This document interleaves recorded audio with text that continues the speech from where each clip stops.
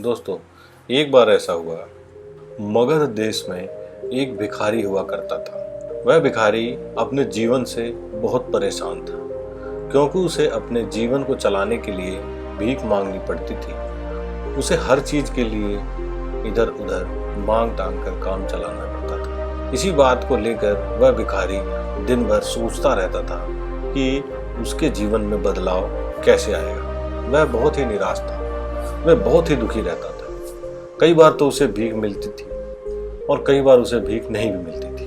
वह हर दिन एक चीज अवश्य ही नोट करता था। बहुत सारे लोग निराश होकर आंखों में आंसू लिए और विभिन्न चिंताओं से परेशान लोग गौतम बुद्ध की तरफ जाते और वापस लौटते समय वे लोग बहुत ही खुश दिखाई देते थे। वह भिखारी यह नहीं समझ पाता था कि गौतम बुद्ध उनके साथ ऐसा क्या कर देते हैं कि वो लोग खुश हो जाते हैं। वह लोग चिंता से मुक्त हो जाते हैं। वापस लौटते हुए लोगों के हाथों में ना तो ढेर सारा पैसा होता था, ना कोई सोना चांदी और ना ही कोई उपहार। लोग बुद्ध के पास से लौटते वक्त इतना खुश होते थे कि क्या कहने। यह सब देखकर भिखारी ने भी निर्णय लिया कि वह भी गौतम बुद्ध के पास जाएगा और उनको अपनी चिंताएं बताएगा और उनसे समाधान मांगेगा। एक दिन वह यह सोचकर गौतम बुद्ध के पास गया। वह बुद्ध से मिलने के लिए उनके पास जब गया तो वहां अपनी समस्याओं का समाधान लेने के लिए बहुत लंबी कतार लगी हुई थी। वह भिखारी भी उस कतार में लग गया। कतार में लगकर वह अपनी बारी का इंतजार करने लगा। काफी समय बाद जब उसका नंबर आया तब उसने गौतम बुद्ध से कहा, हे प्रभु, मैं बहुत ही गरीब हूँ। मेरे पास कुछ भी नहीं है। मुझे अपना जीवन चलाने के लिए दूसरों से भीख मांगनी पड़ती है। मुझे खाने के लिए, कपड़ों के लिए, अपने जीवन के हर एक चीज के लिए दूसरों पर मैं निर्भर रहता हूँ। यह सब सुनकर गौतम बुद्ध ने कहा कि तुम गरीब नहीं हो। मुझे ऐसा लगता है क्योंकि आज तक कभी तुमने किसी को कुछ भी नहीं दिया है, ना ही तुमने कभी किसी को कुछ दान दिया है, ना ही कभी किसी के बारे में तुमने कुछ भला किया है।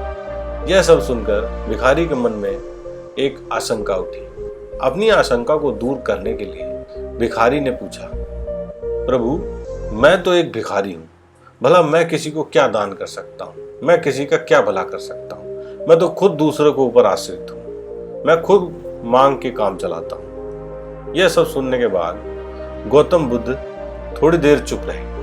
उसके बाद उन्होंने भिखारी से कहा, तुम्हारे पास हाथ पैर है, तुम शरीर से पूर्ण रूप से स्वस्थ हो। इसके अलावा तुम्हारे पास मुंह है जिससे तुम लोगों से अच्छी अच्छी बातें कर सकते हो। तुम भी चाहो तो दूसरों का भला कर सकते हो, दूसरों का हौसला बढ़ा सकते हो। यह सब करके तुम दूसरों की सहायता कर सकते हो। जरूरी नहीं कि दान में सिर्फ पैसे ही दिए जाएं। चाहे तो तुम शिक्षा का भी दान कर सकते हो। अगर तुम्हारे पास किसी भी तरह का ज्ञान है या किसी भी तरह का अनुभव है, वह तुम दूसरों से बांट सकते। ऊपर वाले ने अगर किसी को पूर्णतः शरीर दिया है तो वह गरीब नहीं है, बस वह अपनी सोच और समझ और विचारों से गरीब है। उसे इस विचार से हटकर कि वह बहुत गरीब है, दूसरों की परमार्थ के बारे में सोचना चाहिए। बुद्ध की यह सब बातें सुनने के बाद वह भिखारी बहुत ही खुश हो गया। उसका मन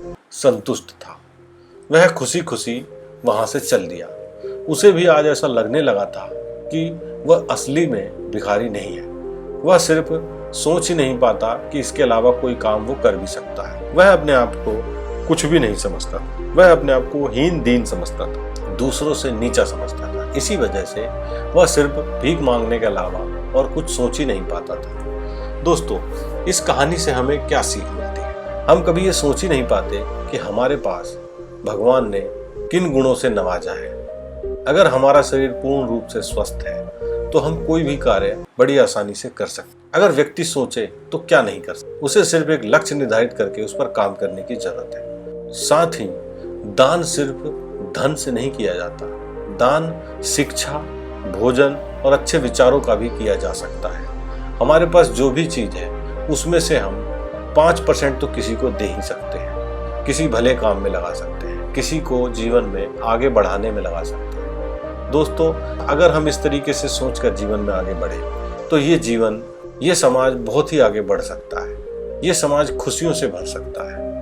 परंतु हर व्यक्ति सिर्फ अपने बारे में सोचता है, इस वजह से ये समाज आगे नहीं बढ़ पा रहा है। और बहुत से लोग जिनके पास सामर्थ्य है, जो दूसरों की सहायता कर सकते हैं, वह सिर्फ अपने बारे में सोचते हैं, जिस वजह से बहुत से लोग जो कि टैलेंटेड है वो आज भी पीछे रह जाते हैं, क्योंकि उनके पास रिसोर्सेज नहीं है। और जिनके पास रिसोर्सेज व्यर्थ पड़े हैं वो दूसरों की सहायता नहीं करना चाहिए। धन्यवाद दोस्तों।